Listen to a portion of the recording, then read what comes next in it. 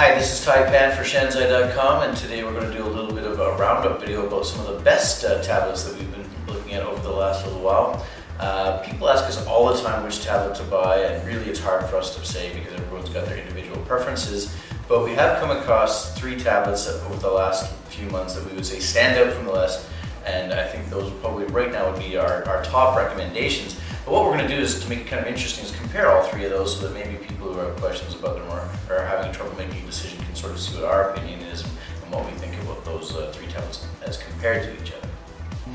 So what we're looking at here are 3 7-inch form factor tablets right now. The ZenaThink, which was the only bigger one which we reviewed recently, didn't make the cut. We weren't really impressed with that product too much. Your opinion may vary.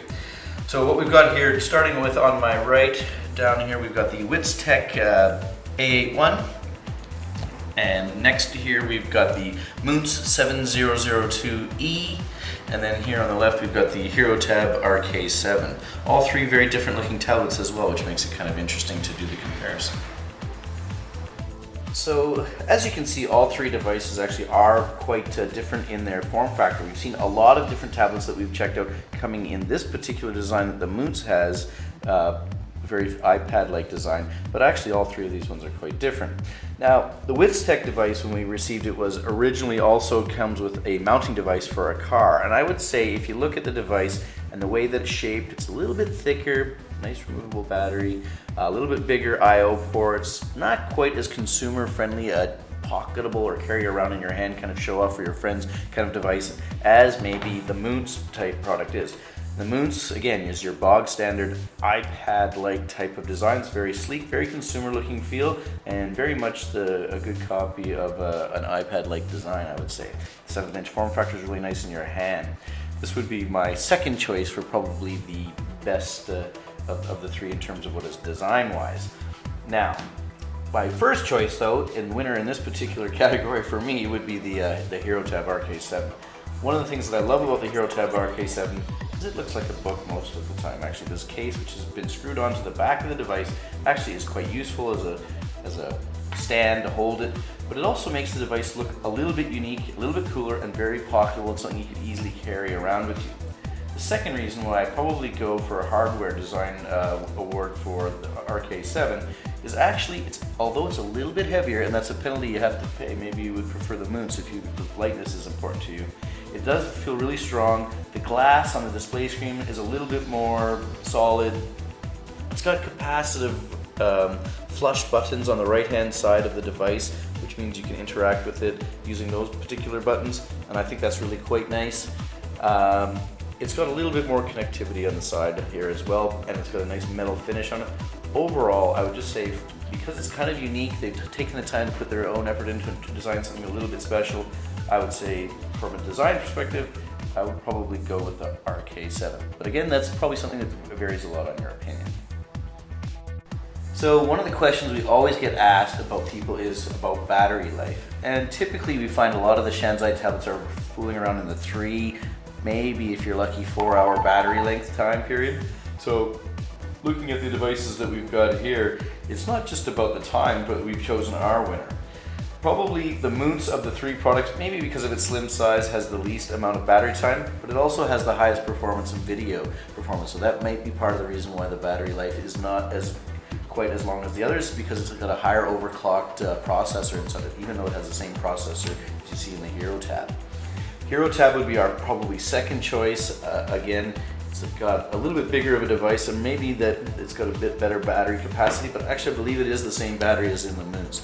What it probably is, again, it's just a lower overclocked processor of that TI on that processor that's inside of it. You can read our other reviews and view our other reviews online if you want to know all the details about the individual devices. Our clear winner in the class of best battery, though, is the Witztech A81. The thing that's amazing about this particular battery and the price is it's still an under $200 tablet, but it's got a much bigger capacity battery than you'll find typically in a lot of these devices. It's 3,000 milliamps compared to the usual 1,400 that you'll see. And as you notice, I've just ripped off the back of the case so that you can take a look at it. The other amazing thing is that it's removable, and that's a heck of a bonus. If you wanted to get more than one battery and swap them in and out and give lots and lots of battery life to the all-day life that you might be expecting from your tablet, the Wits is probably the only one that we've seen that you've come across that would allow you to do that. So a clear winner in the battery in terms of length and performance, and the removability as a bonus. For us, we would probably pick the Wits Tech A1.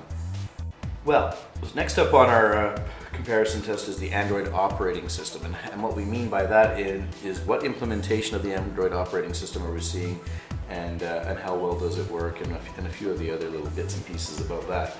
And what first off, I think I'd like to say is one of the nice things about all three of these devices are running Android 2.1 or above, actually, as they ship. No more Android 1.6, while that's still happening on lots of devices, even from big companies like Dell out there until you get your upgrade. These devices all run at least 2.1, and in the particular case of the Wits Tech device, they've already released for their users an Android 2.2 implementation. Both the Moots device that we're seeing here have oversized icons for the usage of their Android 2.1, which is a little bit kind of a unique approach. The device that we're seeing here, with the Hero tab also has oversized icons and a very nice implementation. But actually it has way more packaged options that are included in the device. So when you look at your different apps, when you open up, you have to give some credit to that device. But again, I think in terms of stability and the actual performance, the Wits Tech device probably takes the cake in the sense that it's already at Android 2.2, it's got some of the Android 2.2 features. I think Android 2.2 provides still a little bit more optimization as well for ARM processors, so it seems to perform really nicely and smoothly. It kind of connects to your Google accounts, and when you've kind of added that Google goodness to the device, it seems to actually be a little bit more fluid, automatically recognizing your Google Picasa galleries and things like that and bringing them into the device when you're using it. The other thing that's kind of nice about this particular device is they've already upgraded it again twice. It now includes support for GPS. It also includes Bluetooth support. So actually, I think at this point, we'd have to say for overall maturity, stableness, and best operating system performance, probably again the winner would be the Wits Tech A1.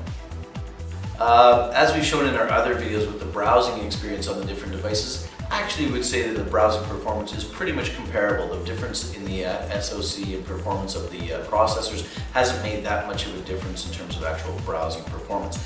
However, two things to be noted. One, the Wits Tech device is at Android 2.2, therefore it also supports Flash. I wouldn't say that it just grinds through those Flash files incredibly well. Sometimes it'll slow down the browsing experience a little bit, but it will play the browsing. So for that, in that sense, we have to give a little bit of a nod to the Wits Tech, and we'll put that one in second place. But our first place browsing experience we would give to the Moots device. Now the Moots device supports multi-touch, and while that isn't a feature that you use for too many applications at this moment, while you're browsing, it is quite useful to bring in to highlight certain elements of the web page which you want to focus on. So in the end, I think of the three devices, probably we just give a slight edge over the Wits Tech device to the Moots 7002 for its browsing performance. The second important part about video performance is also the online performance, and that in most cases we would say is YouTube. Now all three devices play YouTube videos not too badly. They'll have slightly different application interfaces. You'll find that the YouTube players are a dedicated piece of software that's been developed for particularly dedicated to each particular SoC platform that's inside the device.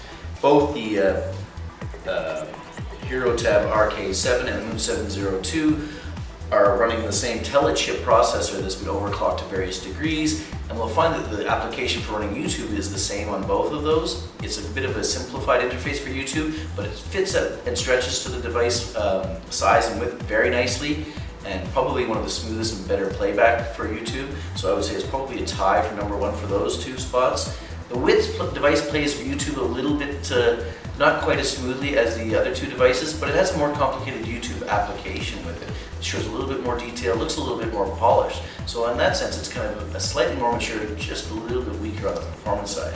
So it's hard to pick a winner, but we'll probably have to go with the telechip-based device, either the Hero RK7 or the Moots 702. So in the end, when you look at all three devices, they are distinctly different. They all have their strengths and weaknesses. Again, it comes down to personal preference. It's probably not our place to say which is the best one for you to go out and buy. It's really up to you to decide. But I hope that this comparison has been a useful way for you to know which one, for those special features that you prefer, is stronger or weaker in any of these particular devices. All three of them are the best Shanzai tablets that we've reviewed thus far.